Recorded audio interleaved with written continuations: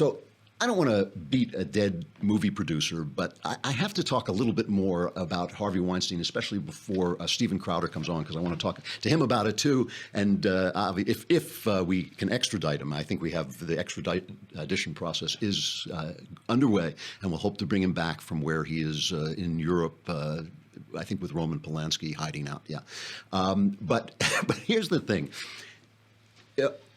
I've been watching the reaction, and what really disturbs me is the way the right is reacting to the Harvey Weinstein sex scandal, because this is the way the left wins the culture even when they lose. What they do is they get us to accuse them of hypocrisy, and by accusing them of hypocrisy, what happens is we buy into their premises. We buy into their premises. I don't buy into any of the premises of the Harvey Weinstein sex scandal, that this is a feminist issue. As I said, it's not, and I'll show you what I mean. But first, we did have, finally, the moral conscience of the nation when it comes to sexual abuse did finally come out and make a statement, the definitive moral statement about Harvey Weinstein. Here's Hillary Clinton. I was just sick. I was shocked. I was appalled. It was something that was just intolerable in every way. And, you know, like so many people who have come forward and spoken out, this was a different side of a person who I and many others had known in the past. Would you have called him a friend? Yes, I probably would have. And so would so many others. You know, people in Democratic politics for a couple of decades appreciated his help and support. And I think these stories coming to light now, and people who never spoke out before having the courage to speak out, just clearly demonstrates that this behavior that he engaged in cannot be tolerated. I'm shocked to find that gambling is going on in here. You're winning, sir. Oh, thank you very much. Yeah, that's kind of the way I feel about it, too, because, you know, he asked Fareed Zakaria, who's looking at Hillary Clinton as if like an angel has arrived from heaven, he asks the question, would you have considered him a friend? That's tough journalism for the left, because the real question is, weren't you married to a guy just like this, and you hid it, and you covered up for it? Also, I also have to play this. Harvey Weinstein himself spoke out as he's walking. The paparazzi are surrounding him. And I just love this whole interchange, because the entire structure that has protected Harvey Weinstein all these years, it's like 30 years he's been doing this, is in display as he talks to the press, his obvious pals. Don't follow. Don't follow. I'm being good. Okay. Harvey, are you doing okay? I'm hanging in. I'm trying my best. Thank you, man. Thanks, guys. Don't follow. Don't follow it. We're glad to see you're doing okay. Thank you. Guys, I'm not doing okay. You're not? I'm trying. I got to get help, guys. You know what? We all make mistakes. Second chance, I hope. Okay? No problem. Thanks, guys. And you know what? I've always been loyal to you guys. Not like those who treat you like. I've been a good guy. Yes, sir, man. Have a good one. Thank you. Hope you feel better. Thank you. Get some help, man. Thank you. Yeah, I've been a good guy. I treat you not like those other guys who treat you bad. I treat you good, don't I, buddy? Don't I? Hey, get some help, pal.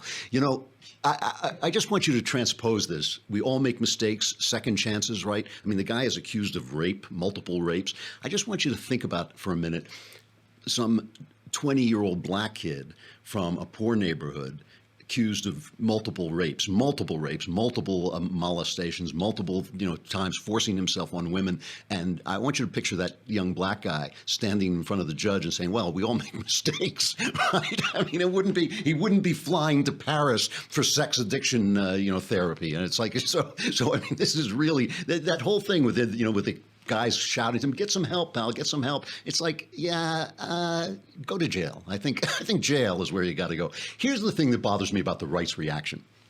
The right loves to catch. We all love to catch each other, the right and the left both. We love to catch each other in hypocrisy, and it's lots of fun, and I don't want to kill anybody's fun.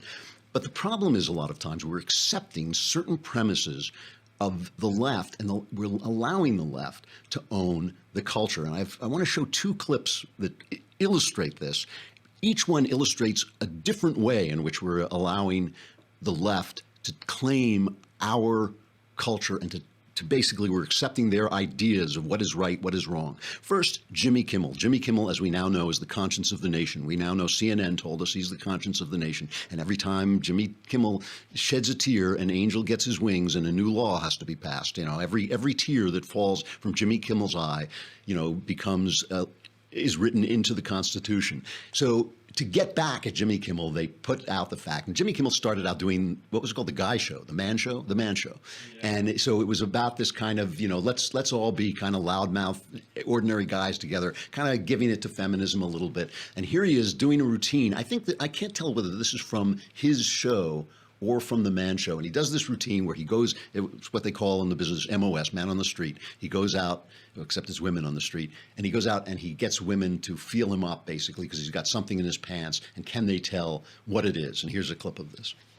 I've stuffed something in my pants, and you're allowed to feel around on the outside of the pants. You'll have 10 seconds to then guess what is in my pants. You should use two hands. Two hands. You've done this before, haven't you? Maybe it would be easier if you put your mouth on it. How old are you? 18. Okay, good. You sure of that? Because Uncle Jimmy doesn't need to do time. You're gonna make a fine wife. I think I wore the rubber underpants. And your guess is? Vibrator? A vibrator? No, it is actually a zucchini with a rubber band on it. All right. Now, here's my problem. I know you'll probably fall over dead to hear me defending Jimmy Kimmel, but Jimmy Kimmel is a comedian. He is operating in a transgressive space. He's allowed to do this. This is actually perfectly good satire. None of the women are being forced to do anything. They don't have to do it. You know, they're obviously laughing and giggling, and it's a joke, and they get it. It's a joke. When we accept the idea that we can't make jokes, then we are the ones who get hit because it's our jokes that are constantly being attacked. Whenever I do a monologue, whenever I do a series of jokes, I'm always the guy. Oh, you know, it's an old trick of the left. What they do is they take something you said satirically, and then they make you answer it as if it were a serious remark. So all the funny sexist jokes I make, all the racial jokes I make, are suddenly I'm a racist, I'm a bad guy, I don't like women, and all this. And then your answer, hey, I was joking. His satire sounds very weak. So when we do this, we are actually setting ourselves up for an attack. Jimmy Kimmel has been an absolute pain in the neck for the last month or so with his weeping and his, fighting with Donald Trump, and it's not funny, and it's boorish, and it's all kinds of things. This is perfectly good comedy. Is it trashy comedy? Yes. Is it that funny? No. But does he have the right to do it? Should he be called out on it? I don't think so. I don't think that's a problem. Here's another one where a guy is being called out, but he's being called out for the wrong reasons, and this is the one that really bothers me. The whole premise of feminism is that men are not supposed to be the strong ones. Men are not supposed to have some responsibility to protect women. Men and women are perfectly equal, and it drives me crazy. I am an anti-feminist. I am not somebody, obviously I'm for people's rights. I'm an individualist. As I always say, with a Venn diagram, where the circle of feminism and the circle of individualism meet in a Venn diagram, I am for feminism in that sliver where we are supporting individual rights, because I'm an individualist and a humanist, not because I'm a feminist. But men and women are different. They are the two different kinds. That's the two different kinds of people there are. There are men and there are women. Everybody else pretty much the same. So I believe that feminism is a degrading, hateful, mean, divisive philosophy that has poisoned a lot of the relationships in ordinary people's lives. I mean, that's the thing. Some woman at the New York Times goes around and mouths off, but it trickles down so that when you go on a date, suddenly you're in a fight and you don't know why, okay?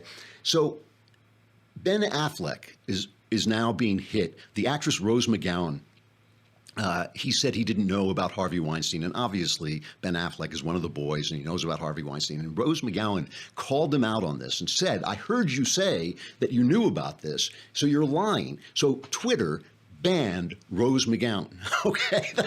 Which is utterly amazing to me. It's utterly amazing. They banned the actress for calling out Ben Affleck. But then, of course, they pile onto Ben Affleck and they start to say, hey, you know, you've done all this thing. One woman, a makeup lady named Anna Marie Tendler, she's the wife of John Mulaney, a funny comedian. I like John Mulaney. And she says he grabbed her at an awards show. And they're hitting him for this obviously drunken interview he did, I think it was on MTV, with a woman named Hilaire Burton. And he basically, you know, he's making out with her during the interview. Let's play a little clip. Let's do it. We can do the interview like this. Okay? Oh, you're really sweet. That's a lovely perfume you have on. What's the story? What do you mean? Usually I stink? No, usually, perfume intoxicating. It's very wonderful.